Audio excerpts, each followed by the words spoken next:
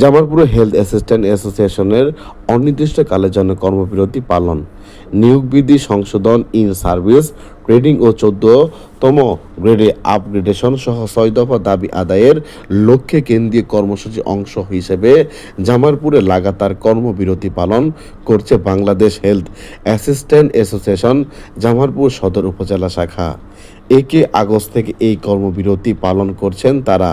তাদের কর্মবিরতির অংশ হিসেবে সম্প্রসারিত টিকাদান, ইপিআই এবং আসন্ন typhoid conjugate vaccine camping TCB এর টিকাদান বন্ধ রেখেছেন তারা।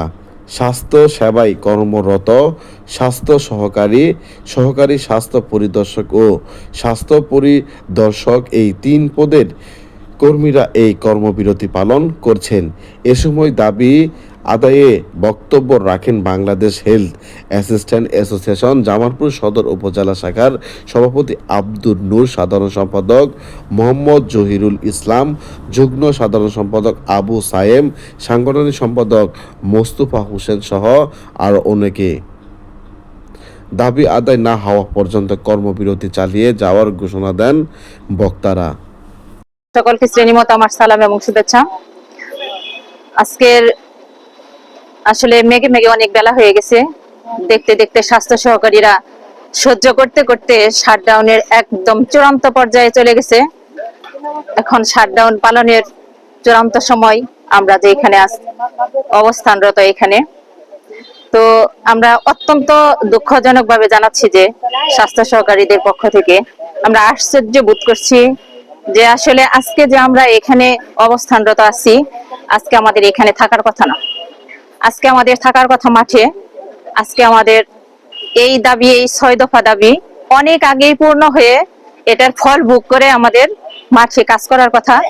সামনে টিসিবি ক্যাম্পেইন, এই গুরুত্বপূর্ণ সময়ের প্রত্যেকটি মুহূর্ত এখানে আমাদেরকে এই সময় ক্ষেপণ করা একদম কতটা যুক্তিসঙ্গত হইতেছে এটা আমরা বুঝতে পারতেছি না। তবে ঊর্ধ্বতন কর্তৃপক্ষের দৃষ্টি আকর্ষণ করে আমি দ্ব্যর্থহীন কণ্ঠে আমরা স্বাস্থ্য সহকারীরা বলতে চাই যে আপনারা এমন কোন পৃথিবীর আদালতের এমন কোন জাজ, বিশ্লেষক, আলোচক, সমালোচক নেই যারা আমাদের এই 6 দফা দাবির বিশ্লেষণে তারা ভুল করে একটু বলতে পারবেন যে এ দাবি একদমই অযৌক্তিক, একদমই ভিত্তিহীন। এটা বলতে পারবে না। তারা এতটুকু এক বাক্যে এতটুকু বলবে যে এই দাবি কেন অনেক আগে পূর্ণ করা হলো না, কেন বাস্তবায়ন করা হলো না, এবং এই দাবি এখনই বাস্তবায়ন করা হোক এবং কাজ পাগল স্বাস্থ্য সহকারীরা ফিল্ডে চলে যাক।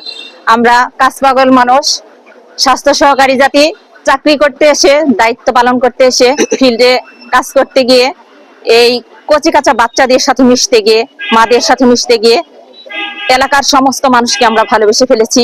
আমরা অনতি বিলম্বে ঊর্ধ্বতন কর্তৃপক্ষের দৃষ্টি আকর্ষণ করে তাদের ন্যূনতম মানবিকতার দৃষ্টিকোণ থেকে বিবেকের আদালতে এতটুকু জাগ্রত বোধ চাচ্ছি যে আমরা যেন অনতি বিলম্বে এই কঠিন গুরুতর মুহূর্তে কাজের প্রচন্ড চাপে আমরা এই কাজ গুছানোর স্বার্থে, কচি কাঁচা মা এবং বাচ্চাদের মুখে হাসি ফোটানোর স্বার্থে আমরা যেন ফিল্ডে ফিরে যেতে পারি।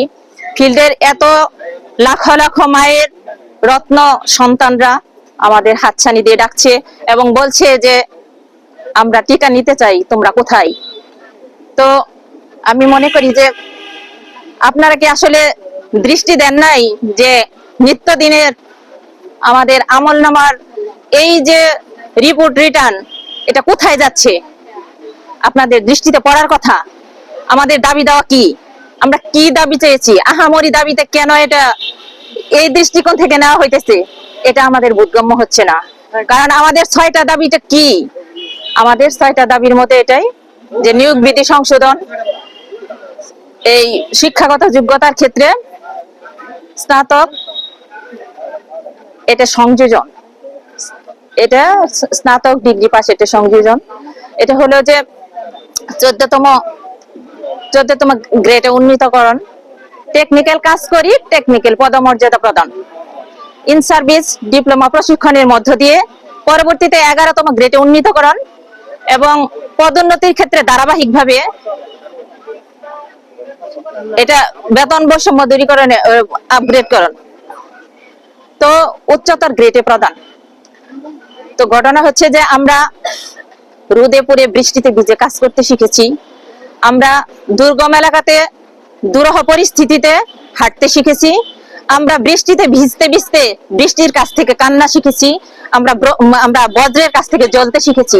আমাদেরকে চাকরি চুক্তি থেকে শুরু করে কোনো ধরনের ভয় দেখিয়ে কোনো লাভ নেই, কারণ আমরা জিও হওয়া না পর্যন্ত, এই 6 দাবির বাস্তবায়ন না হওয়া পর্যন্ত আমরা একটি স্বাস্থ্য সহকারী এক বিন্দু শরীরে রক্ত থাকা পর্যন্ত আমরা ফিরে যাব না।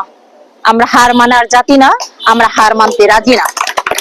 এই বৈষম্য বিরোধী ছাত্র আন্দোলনে হাজারো মায়ের লাখো সন্তানরা তাজা রক্ত ঢেলে দিল এই বাংলার মাটিতে। তারা কি আমাদেরকে বৈষম্য বিরোধীর কিছুই শিক্ষা দিয়ে যায়নি? নিশ্চয়ই দিয়েছে।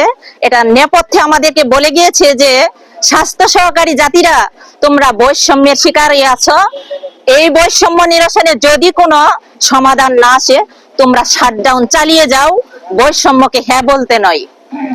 তো আমরা চাচ্ছি যে অনতিবিলম্বে আমাদের এই দাবি দাওয়া মেনে নিয়ে আমাদেরকে ফিল্ডে ফিরে যাওয়ার সুযোগ দেওয়া হোক, এবং আমরা আমাদের যে ভাইরা দ্ব্যর্থহীন কণ্ঠে দুরন্ত উদ্দীপনা নিয়ে বেগবান গতিতে আমাদের এই কর্মবিরতি পালনের জন্য যারা বুকের ভিতর দুঃসাহস স্থাপন করে মুখের কণ্ঠে তারা এই শাটডাউন শব্দটা উচ্চারণ করেছেন এবং তার বেগবান গতি চালিয়ে যাচ্ছেন, তাদের সাথে আমরা একাত্মতার সাথে জিহাদি ভাবে আশ্বস্ততার এই প্রতিজ্ঞাবদ্ধ, এবং আমরা সর্বাবস্থায় শেষ পর্যন্ত তাদের সাথে আছি, আমরা থাকব।